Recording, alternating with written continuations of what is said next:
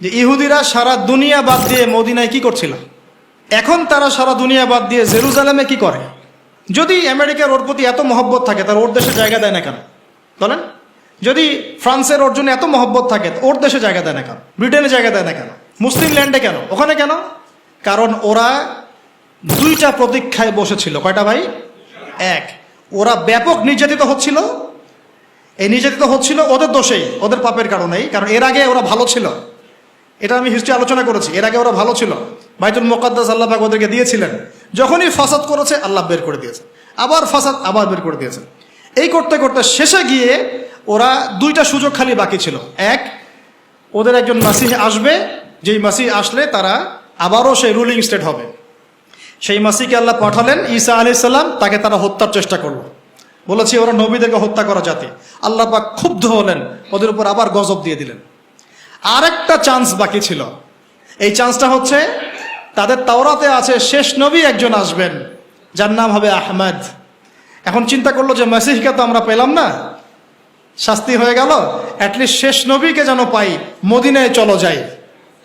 তো মদিনায় গিয়ে তারা বসে থাকলো। এখন মদিনায় ছিল ওদের তিনটা গোত্র, বনু কোরাইজা, নাম মনে রাখবেন, বনু কাইনুকা, বনু নাজির, তিনটা।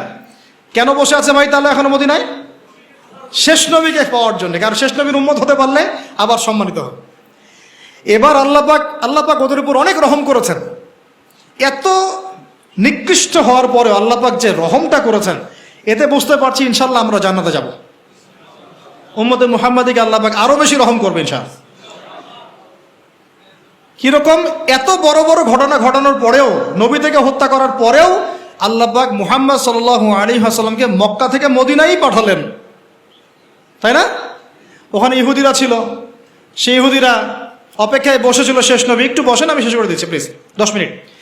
শেষ নবী আছে ওখানে, আমরা যদি তার উম্মত হতে পারি, বায়াত নিতে পারি, তাহলে আমরা ধন্য হব। আল্লাহর নবী তাদের দরজা পর্যন্ত গেলেন। শুধু তাই না, তাদের কেবলার দিকে মুখ ফিরিয়ে 16-17 মাস নামাজও পড়লেন, তাই না? তাদের সাথে মদিনা সনদ হলো, তারা চিনলো। কিভাবে চিনলো? সূরা বাকারায় আছে, ইয়ারিফুনাহু কামা ইয়ারিফুনা আবনাআহুম।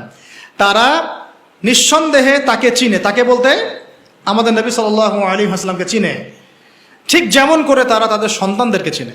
কেউ কি সন্তানকে চিনতে ভুল করে? তাহলে চেনার পরেও কেন ঈমান আনলো না? হঠকারিতা, হিংসা, আগের উদ্ধত আচরণ, আগের খাসলত।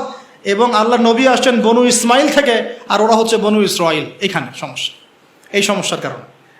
17 মাস সময় ছিল, ব্যাস বন্ধ হয়ে গেল, দরজা বন্ধ হয়ে গেল।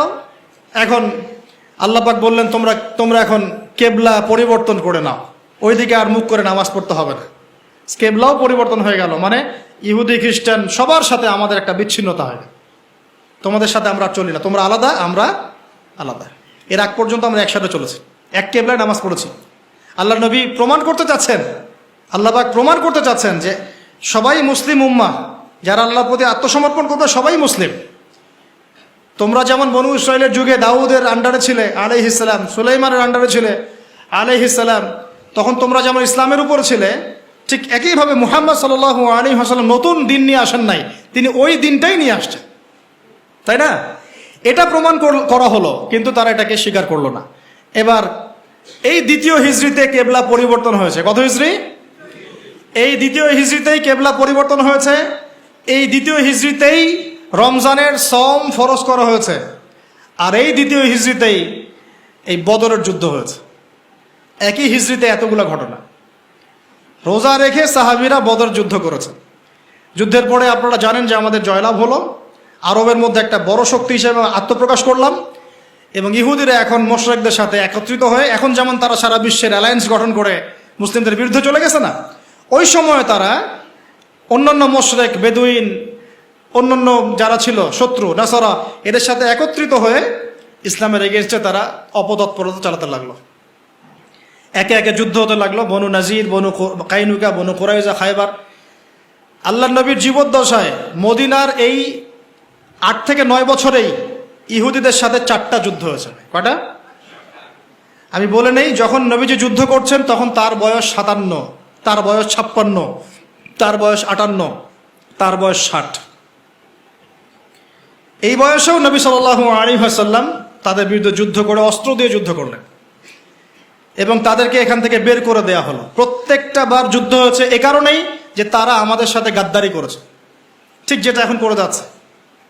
সর্বশেষ আমাদের নবী সাল্লাল্লাহু আলাইহি ওয়াসাল্লাম ইন্তেকাল করার আগে, জাস্ট ইন্তেকালের কয়েকদিন আগে নবীজি বলে যাচ্ছেন শেষ কথাগুলো, তোমরা শোনো হে আমার উম্মত, আমার কবরকে উপাসনার জায়গা বানাবে না, রাষ্ট্রদূতদেরকে সম্মান করবে, সলাতের ব্যাপারে যত্নবান থাকবে, তোমাদের অধীনস্থদের ব্যাপারে যত্নবান থাকবে, আরব উপদ্বীপ থেকে ইহুদিদেরকে বের করে দেবে। আমার কি পঞ্চম লাইনটাকে আপনাদের কানে গিয়েছে? কি বলেছেন আল্লাহ নবী? আরব উপদ্বীপ থেকে এদেরকে। তা আমাদের নবী রহমাতুল্লিল আলামিন নন? পুরো বিশ্ববাসীর জন্য রহমত না? তিনি যখন বলতে পারলেন এই কথা, তার মানে বুঝতে হবে এই ইসলামের সবচেয়ে বড় শত্রু কিনা, তার দ্বারা আমাদের কোনো কল্যাণ হতে পারে। এরপর এই ওসিয়তটা বাস্তবায়ন করেছেন উমর রাদিয়াল্লাহু আনহু। একটা একটা করে ধরে বের করে দিন, যা বেরো এখান থেকে। আমার নবী বলে গেছেন এই কথা, আমার নবী বলে গেছেন এই ওসিয়ত করতে, আমরা না করে যাই কিভাবে? এখন সেই ইহুদিদের সাথে আমরা মিত্রতা করেছি, তাদের আন্ডারে আমরা আছি, ওদের সাথে লেনদেন, ওদের সাথে বন্ধুত্ব, ওদেরকে স্বীকৃতি দেওয়া, সম্পর্ক স্বাভাবিক করার চেষ্টা করা, কত কি নাটক চলতেছে এখন। ওই জন্য পিটাচ্ছে, আমাদের ভাইদেরকে পিটাচ্ছে, আমরা এতে আনন্দিত না, কিন্তু আমাদের ভাইরা মার খাচ্ছে এই গাদ্দারদের কারণেই। চতুর্দিক থেকে তাদেরকে ব্লক করে মারা হচ্ছে। যদি এমন হতো যে আরব প্রতিবেশী রাষ্ট্রগুলো তাদের সহানুভূতি দেখাতো বা শক্তি প্রদর্শন করত, ঐক্যবদ্ধ হয়ে একটা আওয়াজ তুলতো, ওরা কি এভাবে হত্যা করতে পারতো? এদেরকে আগে বশ করে নিয়ে পুরা দরজা বন্ধ করে পিটানো শুরু করেছে। আগে মসজিদে সবাইকে ঢুকিয়েছে, মনে করেন, ঢুকিয়ে দরজা বন্ধ করে আগুন লাগাই দিয়েছে।